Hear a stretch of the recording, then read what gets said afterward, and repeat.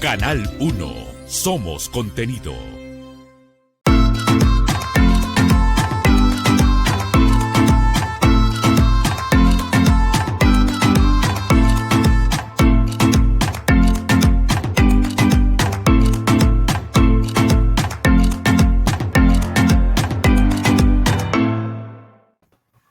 Hola amigos, ¿cómo están? Un placer recibirlos en el primer programa de Estrategias Internacionales Pensando Globalmente los Negocios. Y cuando pensamos en negocios internacionales, uno de los factores fundamentales para tener suceso en los negocios es buscar socios estratégicos con los cuales podemos desarrollar negocios en otros países, en otras regiones. Pero para desarrollar negocios en otros países y en otras regiones debemos pensar globalmente. Y es por eso que hoy día, en este primer programa, queremos inaugurar este programa primero con un gran socio estratégico que que es fundamental para los negocios internacionales, que es la área de logística. Y también queremos que ese socio estratégico, y sabemos que ese socio estratégico es una persona que piensa globalmente. Y es un socio de América Latina, es un latinoamericano.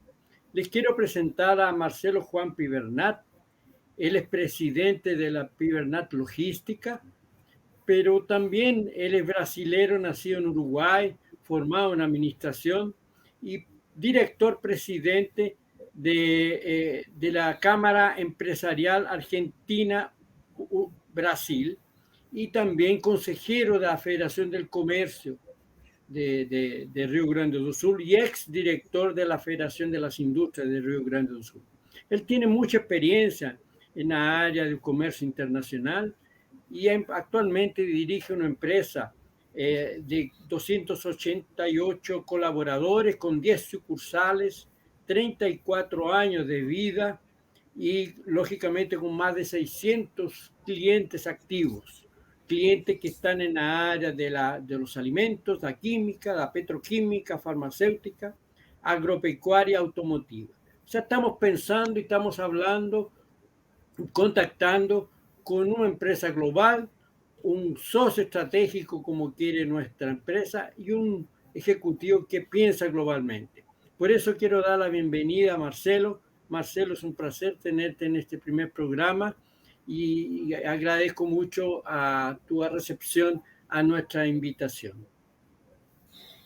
Bueno, muchas gracias René y a todo el equipo ahí de Canal 1. Somos muy honrados por la invitación y estamos obviamente a disposición de ustedes para contarles un poco de nuestra historia, podríamos decir así, de una historia de suceso dentro de lo que es la logística en América Latina y principalmente, diría así, en el mundo entero, ¿no?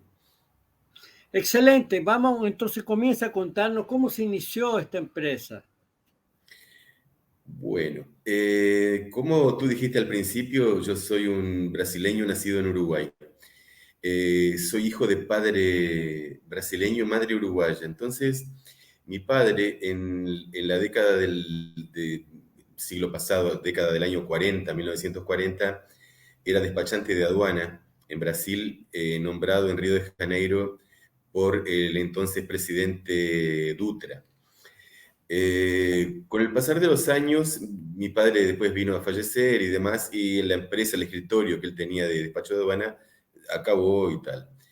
En Uruguay comencé a trabajar con 14 años de edad en una empresa de representaciones, importadora y exportadora de productos químicos. Me inicié en esa área, estudié química, no llegué a tener el curso como ingeniero, pero estudié bastante. Y seguimos siempre en esa línea en el área química desde los años, desde el inicio de mi función como trabajador, vamos a decir así. Debido a las crisis, y ahí es donde justamente aparecen las oportunidades con el correr de los años, ya con casi 30 años de edad, el Uruguay es un país pequeño, un país que en su momento ofrecía pocas oportunidades, y sobre todo para quienes buscan ampliar horizontes o pretenden un crecimiento personal y demás, buscan oportunidades fuera de esos países, ¿no? Como muchos de nosotros estamos en países distintos a aquellos al cual donde nosotros nacimos. Y por ese motivo vine a Brasil, donde tenía obviamente familia, hermanos y demás, y seguí mi trayectoria en una empresa también del área química durante muchos años. Y posteriormente apareció una oportunidad que el gobierno brasileño entregaba un registro de despachante de aduana, no para las personas físicas, y sí para las personas jurídicas. Entonces se pasó a, creamos en este momento una empresa que llamaba comisaria, y las comisarias cumplían la función del despacho de aduana siendo una persona física. Entonces allí comenzó esa comisaria Vibernat como algo nuevo, distinto, emprendedor y con muchas posibilidades de futuro. Estamos hablando del año 1987. Abrimos nuestra primera oficina en la frontera de Yaguarón, frontera con Río Branco, Uruguay, por pocos procesos que teníamos de importación-exportación con Brasil en el modal terrestre por camión. Con el correr de los años seguimos abriendo otras agencias, otras oficinas en las fronteras ya con Argentina, en Uruguayana, abrimos en Foz de Iguazú, fronteras con Paraguay y Argentina. Y fuimos durante muchos años despachantes en una empresa apenas de despacho de aduana prácticamente, terrestre, o sea, de negocios fronterizos, vamos a decir así. Luego surgieron oportunidades, los propios clientes siempre nos impulsaron a ese crecimiento, y ya en los años 2000 iniciamos en el cambio del milenio, marcó esa una fecha muy importante para todos, abrimos nuestra primera oficina para negocios en puertos marítimos en Itajaí, Santa Catarina. Eso nos dio un gran impulso, nos trajo obviamente grandes clientes que ya los atendíamos de forma menor en la parte de cargas terrestres, y seguimos abriendo oficinas por demandas justamente de volúmenes de negocios de nuestros clientes en los puertos de Río Grande, en los puertos de Santos, en Río de Janeiro, en Paranaguá y otros puertos del litoral centro-sur Brasil. Así estamos hoy seguimos hasta, diríamos, 2018, cuando decidimos abrir nuevos negocios, ir para la parte de logística, la logística internacional, porque nosotros como despachantes y como representantes de todas esas empresas importadoras y exportadoras, teníamos un gran potencial de ofrecer nuevos negocios, porque nosotros ya participábamos de forma indirecta en todas esas operaciones.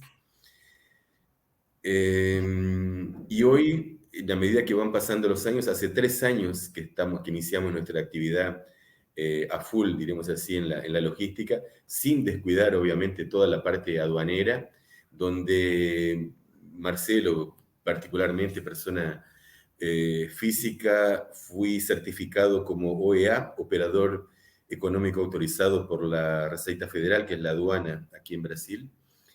Y hoy estamos también gestionando, haciendo la certificación, que la deberemos tener para el año que viene, como Operador Económico Autorizado en la Vibernat Logística. Tenemos una gran cartera de clientes, como René mencionaba, de cerca de 600 clientes. El contingente de colaboradores hoy a octubre de 2021 ya pasó el número de 300, estamos con 306 y seguimos creciendo. Y es yo diría así, una empresa ya con 34 años que cumpliremos ahora en diciembre.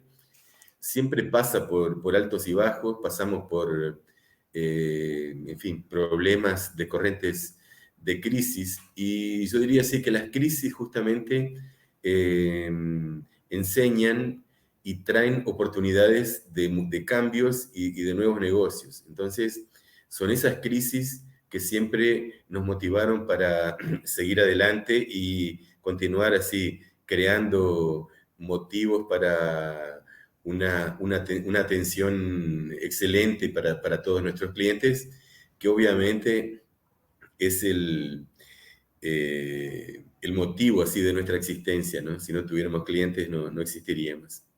Perfecto, realmente tu historia es fantástica, del padre para el hijo, de un país para otro, de unos servicios para otros servicios, y siempre en este mundo global. Y hablando de crisis, hablando de la bomba atómica humanitaria que cayó sobre nosotros por causa de COVID-19 y que impactó a las personas, a las familias y también a los negocios internacionales. ¿Cómo fue? ¿Qué estrategias desarrolló a Fibernat Logística para poder por lo menos mantener los negocios, mantener los clientes y lógicamente seguir preparando una nueva base para crecer? Fue realmente a todos, ¿no? Porque fue un balde de agua fría para el mundo entero, ¿no? Y realmente los primeros momentos y las primeras semanas, porque algo que comenzó en China y después pasó por Europa y parecía que no iba a cruzar el Atlántico y que no llegaría a América, y acabó llegando y fuimos tal vez, América del Sur principalmente, uno de las regiones más perjudicadas y más castigadas por este virus, ¿no? En lo que se refiere a nuestra empresa, nosotros pasamos por aquel primer momento que yo diría que fue un momento de pánico, un momento que nadie sabía exactamente qué hacer o a dónde ir. Y en ese momento el gobierno de Brasil ofrecía obviamente ayuda financiera principalmente para personas, porque se estaban acabando algunos empleos, se estaban acabando negocios, se estaban acabando aquel movimiento diario de las ciudades. Y eso nos llevó a pensar en hacer una cuenta y decir, bueno, nosotros tenemos obviamente una situación financiera sólida, pero mismo así tal vez nos permitiría mantenernos por algunos meses, mantener a todo el equipo trabajando, pagando por lo menos sus salarios, y al mismo tiempo, en contrapartida, el facturamiento de nuestros servicios caería, y calculamos que podría haber caído a menos de la mitad. Salimos en busca de recursos financieros en bancos a intereses bajos, que en aquel momento el gobierno aparentemente prometía, pero que realmente no era exactamente eso. Y al final acabamos sí, captando algún recurso solo como una especie de reserva técnica en caso de que la situación del mercado se agravara. Para nuestra sorpresa, en ese primer momento nosotros tuvimos un bajón así, una reducción de cerca de un 20% durante los primeros meses de 2020, diríamos hasta abril, que tal vez haya sido el peor de los meses. Algunos clientes, algunos sectores del área nuestra, de nuestros clientes, pararon prácticamente 100%, como fue el área automotriz. Pero otros sectores no, al contrario, crecieron y aumentaron, como fueron, por ejemplo, obviamente, ni se habla del área farmacéutica, áreas de higiene y limpieza, de defensivos, de alimentos. Entonces, prácticamente eso nos mantuvo trabajando en un 80% digamos, el primer semestre de 2020. Ya en el segundo semestre de 2020, la situación, a pesar de que continuó obviamente la crisis y continúa hasta ahora, ¿no? La situación comenzó a mejorar un poco y conseguimos prácticamente alcanzar así 90% de lo que había sido nuestro pasado en 2019. Y hoy estamos en 2021 y con todos los problemas que fueron consecuencia obviamente de esta crisis del coronavirus, con problemas de falta de barcos, con problemas de falta de contenedores, con el aumento brutal así de los fletes internacionales, nosotros encontramos allí justamente una nueva oportunidad porque nosotros somos muy nuevos justamente en esa logística global, a nivel global, haciendo embarques desde y para China. Llegamos a hacer embarques de respiradores, embarques de máscaras, de productos necesarios, obviamente de primera necesidad para la crisis. Tuvimos problemas diversos, así que tuvimos que salvarlos a través de procesos judiciales por medidas restrictivas de algunos municipios donde nos exigían el cierre de algunas oficinas nuestras, que conseguimos con la justicia, que fuimos considerados como servicios esenciales de interés, por lo cual no podíamos parar, porque si nosotros parábamos, también paraban las cargas en los puertos, junto con los armadores y con nuestros agentes de carga y con nuestros clientes. Y eso nos llevó a que sigamos adelante. O sea, yo puedo decir así, las crisis existen siempre. Nosotros en esos 34 años ya pasamos por muchas crisis, Sí. obviamente que ninguna como esta última, ¿no? Pero las crisis enseñan y te dan más fuerza todavía para seguir adelante y conseguir abrir nuevos caminos. Eso es importante. Realmente las crisis tienen que innovar, no abren la cabeza, no abren los caminos y como tú dices, entraste en esa área de material farmacéutico, en toda esa logística. Fue realmente un nuevo desafío para ustedes, ¿está? En todo sentido. Y lógicamente ahí Exacto. vamos a pensar para el frente, vamos a pensar en los próximos 3, 5 años. ¿Qué escenarios tú piensas hoy día que pueden acontecer en los próximos 3 a 5 años en la logística internacional? Bueno, uno de los puntos básicos para, lo digo en todo sentido y no solamente en la logística, sino que la parte de tecnología es la que está llevando todo lo que son negocios por delante. Entonces nosotros tenemos que pensar tecnológicamente. Hoy nosotros tenemos ya, por ejemplo, robots trabajando, analizando documentos, llevando informaciones de un lugar a otro. Nosotros estamos ya implementando, ya tenemos trabajando una torre de control logístico donde operamos así 24 horas por día, tenemos todas las informaciones de todas nuestras operaciones y eso es fundamental para la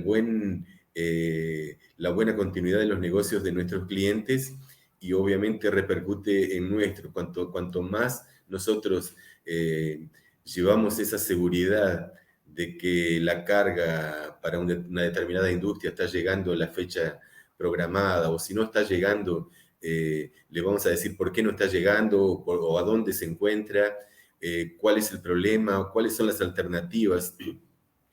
Todo gira en torno de esas tecnologías que están surgiendo y no solamente por las propias empresas de software, sino también por nosotros mismos, porque nosotros también estamos desarrollando y apoyando y customizando nuevos programas de control de todo lo que es la logística internacional. Sin Realmente, la tecnología no podemos vivir más sin tecnología. sí, y lo interesante es que quien puso la tecnología frente a nosotros fueron los propios clientes. Los propios clientes se optimizaron, se automatizaron y lógicamente ese cliente cambió. Ese cambio ya estaba en un proceso de cambio antes del COVID y ya había un desarrollo tecnológico con aplicativos por parte de los propios clientes para sus procesos de consumo y después con el COVID realmente eso se aceleró más todavía por causa de no tener la posibilidad de tener un contacto físico, sino virtual. ¿Cómo ves tú a tu cliente, Claro. ese cliente que yo llamaría la persona, y la persona o cliente integral, el cliente, es un cliente más humanitario, es un cliente tecnificado? ¿Cómo describirías hoy día a tu cliente post-COVID? Bueno, antes de ir al post-COVID, diría que durante la COVID nosotros tuvimos clientes muy humanitarios, clientes, grandes empresas que hicieron compras en el exterior de equipos médicos, de material de protección para los virus, de compras de vacunas, y todo eso nosotros lo hemos acompañado y lo hemos hecho también, así como ellos, de forma humanitaria y totalmente honoraria y gratuita, cuanto a nuestros servicios también. Eso nos humaniza también y humaniza a todo nuestro equipo, ¿no? Nuestro staff, que también han trabajado madrugadas sin pretensión de cobrar algún tipo de honorario o hora extra o algo en particular, sino que todo el mundo se dio por entero para realmente ayudar y que no tuviéramos mayores problemas. Y nosotros, Eso importa. Sí, disculpe. en Eso, nuestra empresa no tuvimos así ninguna baja. Hemos tenido, obviamente, bajas de amigos, de familiares y demás. Llegamos a tener funcionarios internados, funcionarios realmente llegaron a un punto grave, pero por suerte y gracias a Dios todos estamos trabajando de nuevo. Estamos lentamente volviendo a lo normal, o diríamos se habla entre comillas de un nuevo normal. Llegamos a tener en su momento de la crisis 90% de nuestros funcionarios trabajando home office, y hoy ya estamos al contrario, ¿no? Ya estamos hoy con un 70-80% de nuestros funcionarios trabajando dentro de nuestros escritorios.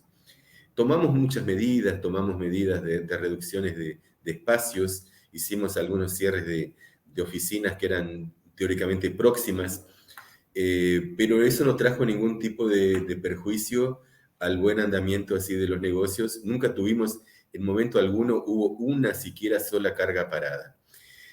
Cuanto a, diría así, para futuro y cómo vemos a nuestros clientes, nosotros vemos que el mundo está creciendo y nosotros vemos que de forma, porcentajes, no tengo exactamente los números, estuve acompañando una reunión justamente ayer que se extendió hasta la noche en nuestra Federación de Industrias aquí de Río Grande del Sur.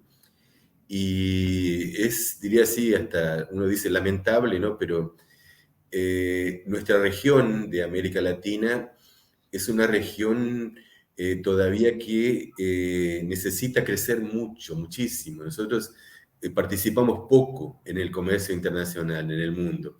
Entonces nosotros tenemos Asia, tenemos a China, tenemos a India, tenemos a Europa, sí. tenemos a Estados Unidos, y nosotros somos muy, muy, pero muy chicos todavía. Entonces, cualquier crecimiento, si uno habla acá y diría así, colocar así una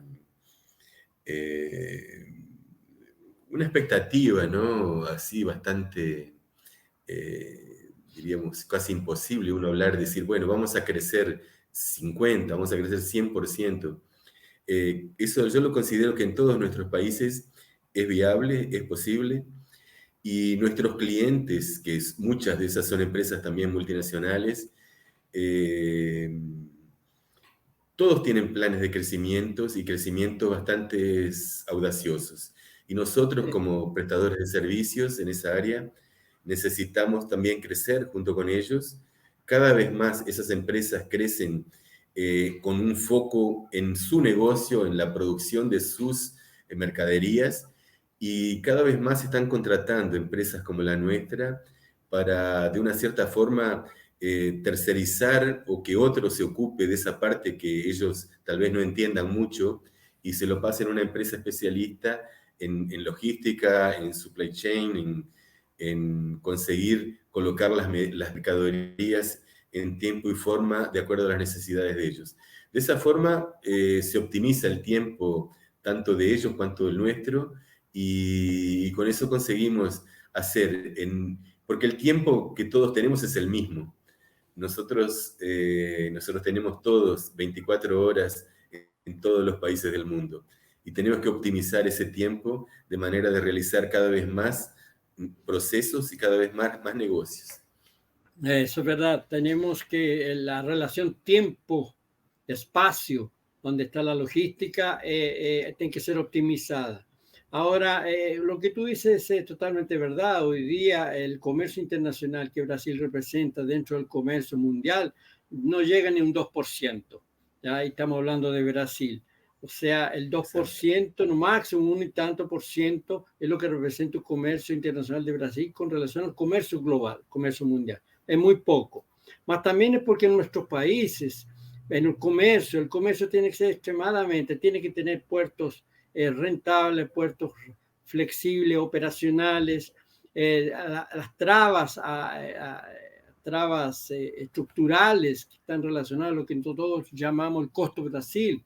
Todavía existe, con todos los cambios que se han hecho, existe un costo Brasil bastante que es una barrera para el crecimiento. Tenemos productos, tenemos mercado, tenemos tecnología, tenemos mano de obra cualificada, somos un país urbano, por lo tanto tenemos condiciones para exportar más, para crecer más, pero hay un problema también organizacional, un problema burocrático, un problema que nos facilita mucho ese transporte.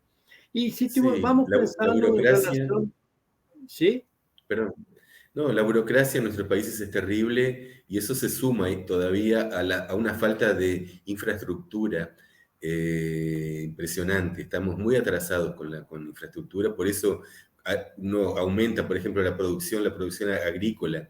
En Brasil está batiendo récords absurdos así de producción cada vez mayor y sin embargo encontramos así obstáculos en cómo poder llevar esa producción y llevarla de forma rápida y con costos reducidos, ¿no? A los puertos y poder entregarla principalmente como alimento para el mundo, ¿no? Entonces, eso es un gran desafío que Brasil tiene, pero que tiene que mejorar justamente toda esa burocracia interna que es ese aparato gubernamental, una máquina, y ese costo Brasil impresionante. Como tú dices, el problema es que Brasil, yo tengo una percepción que Brasil piensa para dentro, más que piensa para o Exacto, mundo. O mundo é exacto. secundário, ou pensa para dentro. Por quê? Porque é um país continental, tem produto, tem um mercado interno altamente, com alta demanda, então pensa em termos para dentro, não pensa em termos globales. E por isso que está esse 2%. E se tu tivesse, por exemplo, yo tengo, hay un cliente, existe un empresario, un medio empresario que tiene buenos productos, que vende productos en todo Brasil, okay, que tiene una calidad de producto interesante, pero que no atraviesa la frontera. No va, yo conozco empresarios aquí del Paraná, que es en la área de textil, de ropa, que tiene excelente producción de ropa, mas el gerente comercial prefiere y está haciendo trabajo para vender en Fortaleza y no vende en Paraguay, por ejemplo, que queda a 200 kilómetros, 300 kilómetros para atravesar la frontera. La mentalidad de ellos, la mentalidad de no atravesar la frontera, de tener miedo de tener miedo de comercializar con dólar, de pensar en cambio, de pensar en preparar a las personas para otra cultura. Eso es un problema que limita también a Brasil fuera de la parte gubernamental. ¿Qué recomendaciones tú le Sí. darías a un empresario que tiene buenos productos, que tiene un buen comercio interno, que tiene equipos eficientes, pero qué falta para atravesar la frontera? Bueno, como tú decías, profesor René, aquí en Brasil la gente, la cultura, la mentalidad es para mirar hacia adentro, ¿no? Y no hacia afuera. Una característica que existe, que yo lo comparo a personas de otros países, ¿no? Que, por ejemplo,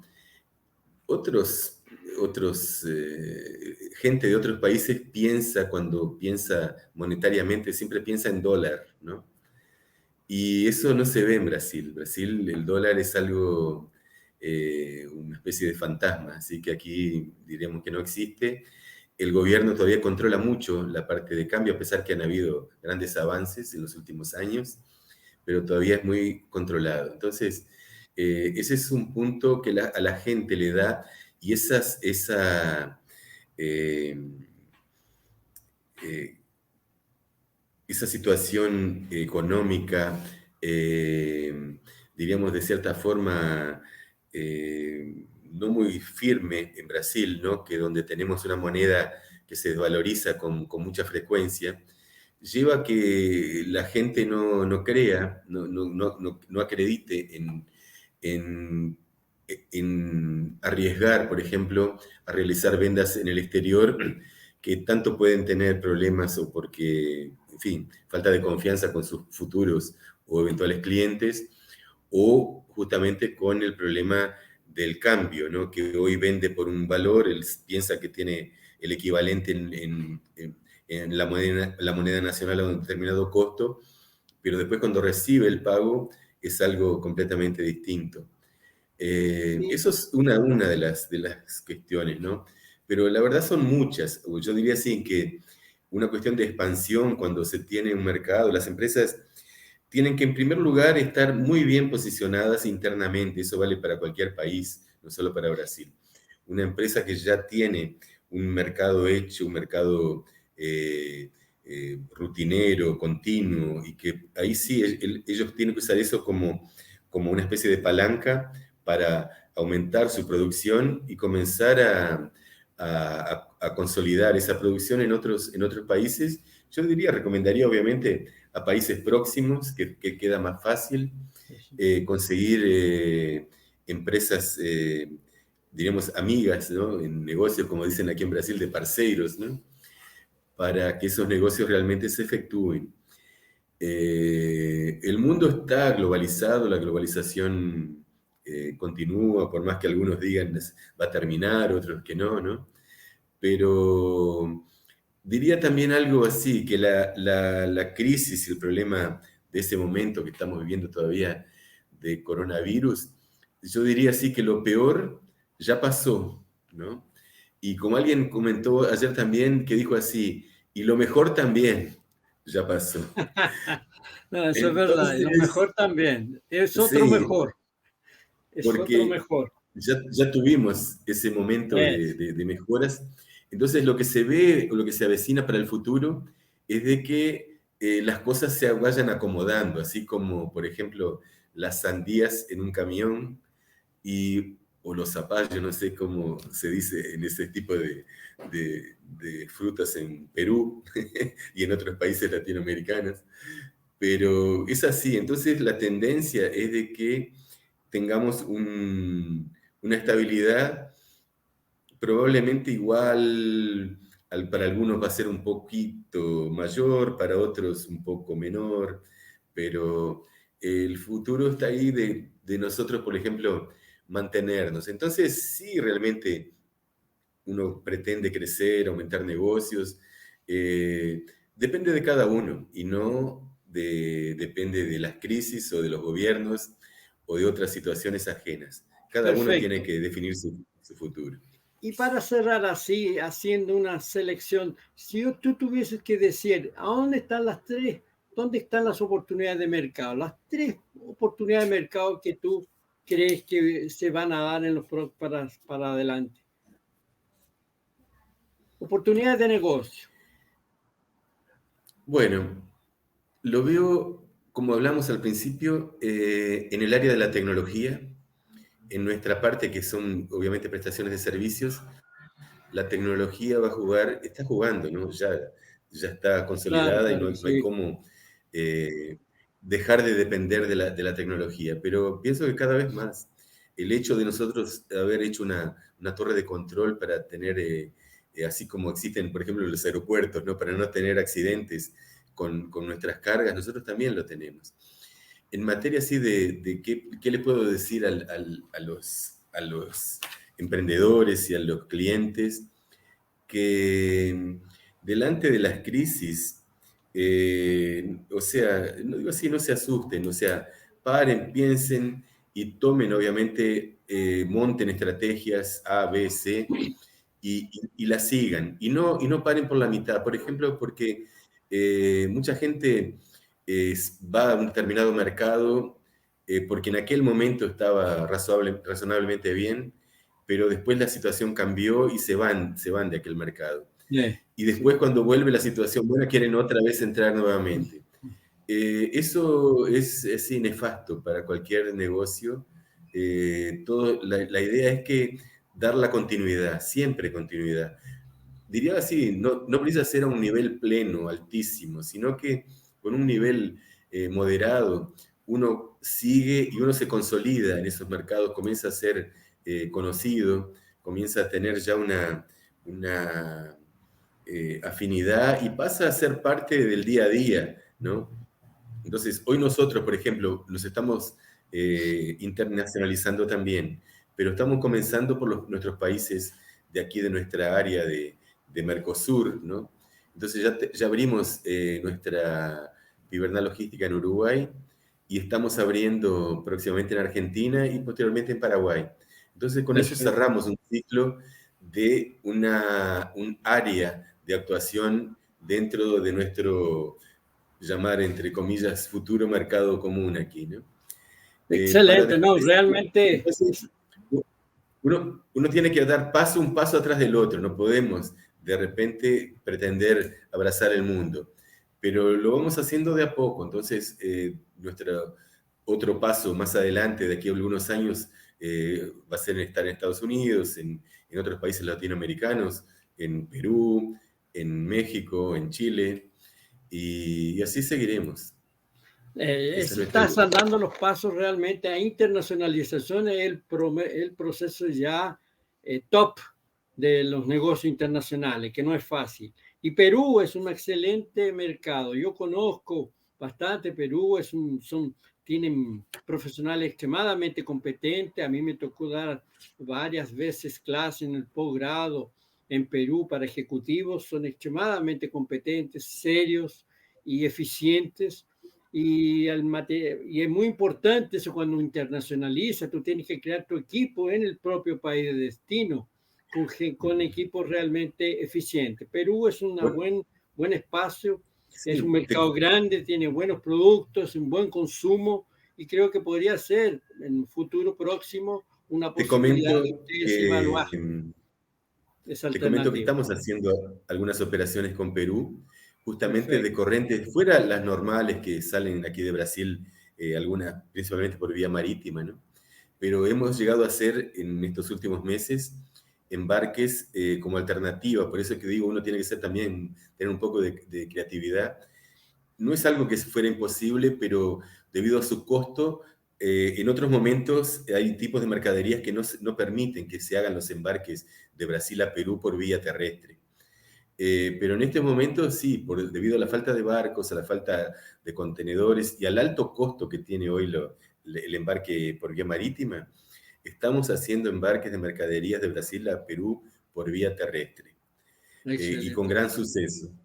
Perfecto. Y estamos haciendo, comento como algo inédito así también, que realizamos hace poco un embarque de Brasil a China de mercadería que fue por vía terrestre, por camión hasta Valparaíso, en Chile, para embarcar porque no había posibilidades de aquí, y son cargas que a veces son muy urgentes.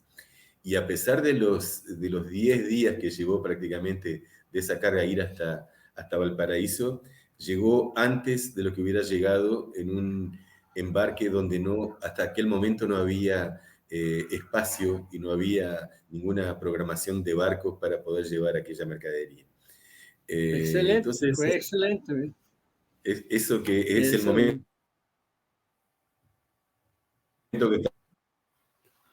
Excelente. Hoy, bueno, tenemos que terminar el programa porque tenemos un tiempo limitado, pero yo quería te agradecer tu participación. Quería saber si tú quieres dejar un mensaje corto para todos nuestros gente que está asistiendo al programa, y también te comprometer por volver nuevamente a este programa más adelante para seguir comentando estos sucesos y lógicamente analizando el post-COVID de cómo se están realizando los negocios internacionales. Si quieres dar tus últimas palabras. Muchas gracias, René. Muchas gracias a Canal 1 por esta invitación. Externar a toda la audiencia y decirle que hagan planes, que planeen alto, que coloquen las metas altas y que no se detengan hasta conseguirlas, que no paren por el camino y que sigan siempre adelante. Muchas gracias. Eso mismo, Marcelo. Yo estoy muy feliz de haberte recibido en este primer programa. Tenemos una amistad de más de 35 años, los dos trabajando en Oeixo, Río, San Pablo, Porto Alegre. Tuvimos momentos sociales extremadamente interesantes, siempre nos estamos acordando y estamos en contacto. Por lo tanto, eso también fue muy importante que tú prestigiases este primer programa que realmente queremos que sea un suceso y que ayude a los exportadores, ayude a los parceiros, a los que están como ustedes en la área de logística, en la área de instalación, en la área de tecnología. Muchas gracias, Marcelo, nuevamente por estar con nosotros y quería despedirme para toda nuestra gente que está asistiendo a este programa, que estaremos pronto en otro programa también con gente importante, gente interesante, gente de América Latina y del mercado mundial, pensando globalmente en los negocios. Hasta luego y muchas gracias.